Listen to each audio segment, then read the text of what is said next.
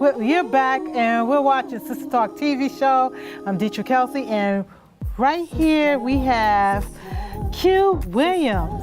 Q Williams is a lyricist and singer, a rising star. Oh, thank you. And I have him here. Thank you so much. I appreciate it. Q Williams is a victim of domestic violence with your partner, your wife, girlfriend, Yeah, my son's mom. your son's mom. Could you tell me, first of all, thank you so much for being here and being brave to do that, because a lot of men don't speak out about that. And again, you can call the show 212-757-1393. Can you tell us, how did you meet your wife? Well, I mean, I was young. Your girlfriend? Yeah, we were young. I was 23. And, you know, we wound up meeting at a nice little club in Queens called Jam Rock, Long Island City. It was a beautiful thing. I was just, you know, fresh out, young, and doing me. And, you know, she was doing her, and we kind of just linked that way. And kind of a Romeo and Juliet kind of story, I guess. Oh, Romeo and Juliet, yeah. It started crazy, but, you know, it was forged properly, I figured. I thought it was amazing how it all started. Okay. So for me, you know, she was very charismatic and all that. She was a little you approached her too? She was older. Yeah, she was a little older. So, how old? She's at 25. She was 25 at the time. So that's 2 years. Yeah, but still, it was a maturity level. I think that was what had me mostly. She's the way she carried herself, and you know, just the way she handled her business. It was really amazing. So when did her personality begin to change? To be honest, we were together about 14 years. 14 years, right? So a lot of my 20s. You know, things were happening. I mean, you know, learning and growing and making mistakes of young men, you know, what we do. And I thought that, you know, over the years, we would become closer, but it didn't happen that way. It became very, very abusive. It became very verbal abusive. Verbally abusive at first, for example? Like if I did something maybe like 6 months prior, we'd argue about it, and she would use that as a catalyst of arguing now. Okay, but people do that though. Yeah, but what I mean what's is, so different about that? She would use it in the sense of where, like Shanice said before, it would start to attack my character as a man. It would make me feel like I was less than a man. I see and that, she would do, and those things were abuse. I didn't know at the time, because see, that's the elevation. It goes from saying things to physical, to financial. What was your response? I mean, well, to be honest with you, I thought I caused a problem, so I accepted that. So you ain't this, you ain't that. You know what, baby, right? I made a mistake. I'm sorry, but then it didn't get any better from there. It got easy. So was it like the first, second year that the abuse started? Actually, like maybe after our son. After your son? Yeah, like after our son. So you had your son like 2 or 3 years after the relationship? Yeah, it started. Yeah, because I knew her 15 years, and he's 11. Oh, okay. So, you know, maybe like 4 after. Yes. You know, and it got bad after a while. Like, I mean, she would throw things. She would, you know, like I would be trying to talk to him through the car. She would pull off on the car. Like, you know, she would throw things at you. Yeah, like she would throw things at me. You know, she'd get angry and throw things. Like the first incident was a cell phone. Like she threw a cell phone at me first. Really? And it just missed me. I was holding Caleb at the time. Please call the show, especially the men, if you're experiencing anything like Q is experiencing. We are here to talk to you, 212-757-1393, 212-757-1393. So she would just start throwing things at you. Like she would get upset, and then again, like I said, once you accept my fault, I realized that like it was my fault that made her this way. So once I accepted that, that was used as a way of being a vehicle to do what you want. You know, so I would throw a phone at you. I would throw a pot at you. You know, I mean, it was just different things because she was upset by it because I didn't want certain things, or I didn't want to do certain things, or you know, it was enough was enough. You know what I'm saying? Because here we now, I'm 25, 26. Enough for the throwing. 27, 28, enough. So you never hit her back or anything like that? It wasn't about hitting. It was about defending. It was never hitting. So it was about hitting? Yeah, it was never, I was raised that way, never to raise your hands to a woman. You know? When you was going through all this abuse, did you tell anybody? I mean, to be honest with you, I just told my close friends. Your close friends? You know, somebody, you know, people who didn't judge me, but they also knew my situation. You know, they also knew that I loved her. You know, I loved my family. And that was the thing about it. Like, I truly So you loved him. stayed with all the physical and emotional, because of your son? And because of, people say that for the children. No, I loved her. Like, that's the difference. People don't understand. It's like, you know, I had belief and faith that she would change. I believed that if I did better, she would do better. I believed that if we did better, we would be better. And that wasn't the case. Because the more I believed that, the worse it got. Because it got from throwing to car to her putting her hands on me in front of Caleb. Like, it got that bad. You know what I'm saying? Like, it got that bad where it doesn't, we get confused sometimes on reality versus what we think it should be. Where are you from? I'm from Brooklyn. I was born in Brooklyn, but I'm from Virginia. Virginia? Yeah, I was raised in Virginia. Growing up, did you ever see your parents or anybody close to you? I was raised with my grandparents. My mother was on drugs and my father in jail. So I was raised with my grandparents. So you never saw the interaction between your parents? That. No, I've never seen that. Like, so I didn't see that. So for me, it was just things that people go through. You know, people who love, they go through. I've heard stories of people who argue and, you know, fuss and fight and things of that nature. Women break dishes, men punch walls. I get that, but. So what was the breaking point for you to leave? Last year, I went to the hospital. We were going through some things, you know, some other things. We was in the shelter at the time, and we were going. You were in the shelter. Yeah, we were in the shelter together, in the family shelter, because of some situations that had happened. Yes, I understand. And I had got out of the hospital. I went to the hospital the week before for some heart issues. Spent a couple of days in the hospital, and then the week after, we got into a very bad situation because of something I didn't want to do. Like, I didn't want to allow. I didn't continue to allow her to talk to me any way she wanted, or to make me feel any way she wanted to, like in front of Caleb. Like, we're raising a boy child, and it was very. As a father, I held my pride, you know, as a father. And I just didn't let her do that anymore. I couldn't do that anymore, you know, because it wasn't just affecting me, it was affecting him. Yeah, okay. And she put her hands on me, and she choked me. Like, she choked me in front of Caleb. Like out of nowhere. Like, no, I grabbed the cell phone. And she choked me in front of Caleb. And this one was really bad, because she dug her nails in my throat. She scratched me up. Right. And the police were called. And the police called it strangulation, because of the way it looked.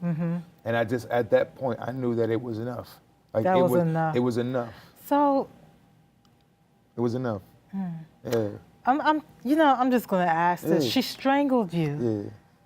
No, not strangled. The police called it strangulation. She choked me. She choked you, yes. So in my mind, I wanted to hit, but Caleb was there.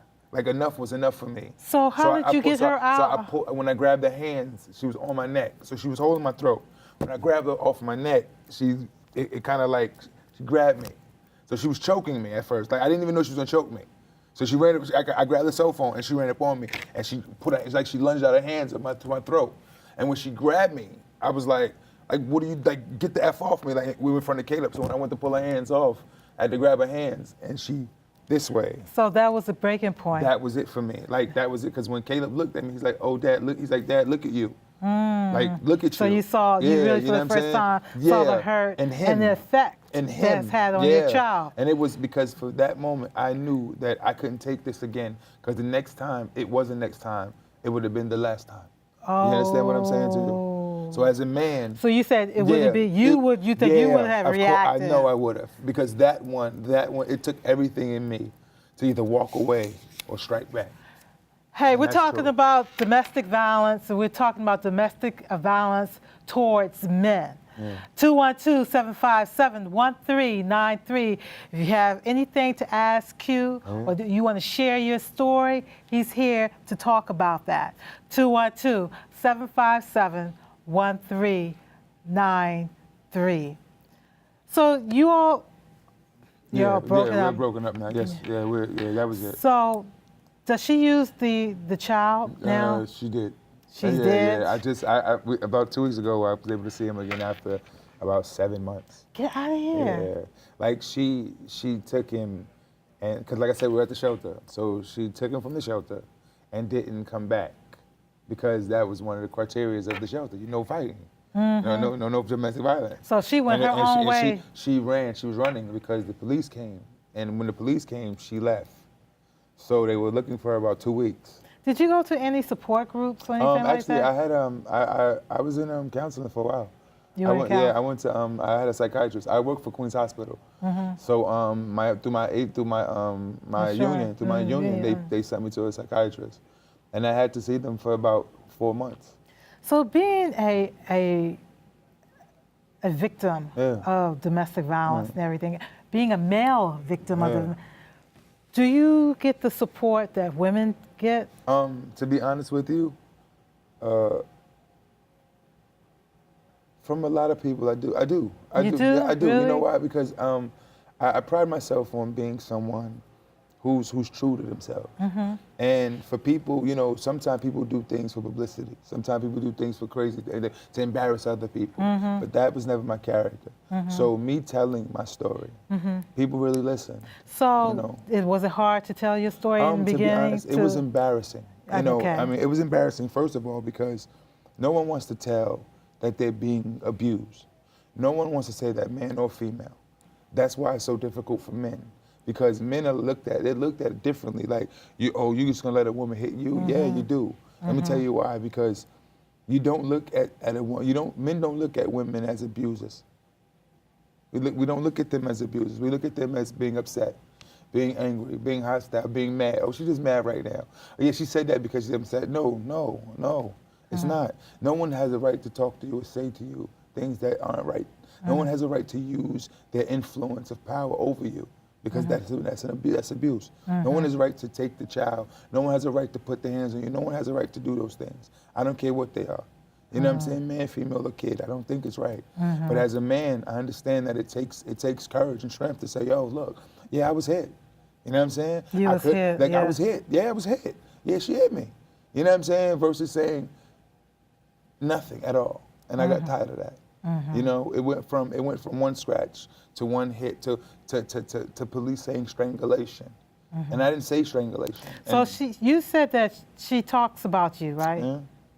But you, right now, it appears that you're fighting back in a way. Because you put your pictures on Facebook. Yeah. And this was a year now, almost a year now. And that was the first time that you put your pictures on? Yeah, it's the first time ever. So when you put your pictures on Facebook to show the bruises and all that, what was the response that you got? People went crazy. Like people went crazy. Like, what? How could she possibly do that? Why would she do that to you? Like, my family got involved because, again, it's hush hush. It's quiet. So you got tired of her talking bad about you. And that's what made me snatch the phone. Like, I think that was the it for me. Like, that would make me snatch the phone. Because she was going to call. She was on the phone talking about me in front of Kayla. So like, that was an impulse. This dude, and I'm like, you know, over an argument over something that you and I had. We're discussing something that I didn't want to do anymore. I didn't want to continue to live the way we were living. So you get on the phone and try to embarrass me. So I snatched the phone and you snatched my throat. And that was enough. And that was it for me. But you see, it became easier for us. Even myself, it became easier for us to back and forth and argue and be angry and all of these things. And it wasn't healthy. It wasn't healthy. The control room wanted to ask a question. They're fascinated. I hear them talking. Sure. So what did you all want to ask? Well, they're bashful now. I think you probably asked it already. No, they were going to try to ask. Oh, it's God up there asking. So, what would you say to men that are involved in that? I mean, I would honestly say, know yourself. Know yourself? Yeah, you got to know yourself. Like you have to know who you are. Like for me, it was a blessing because I knew that it couldn't happen again.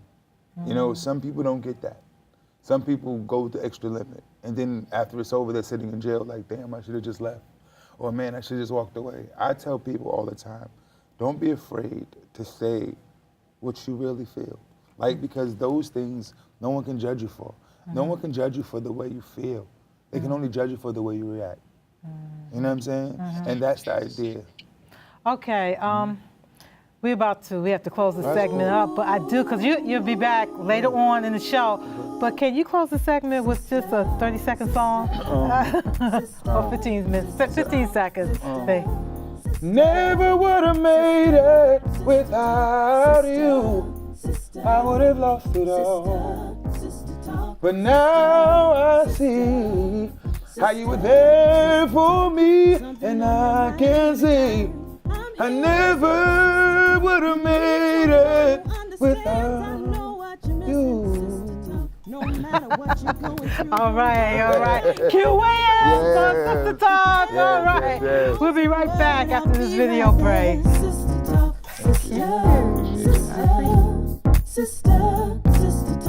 Sistah, Sistah, Sistah.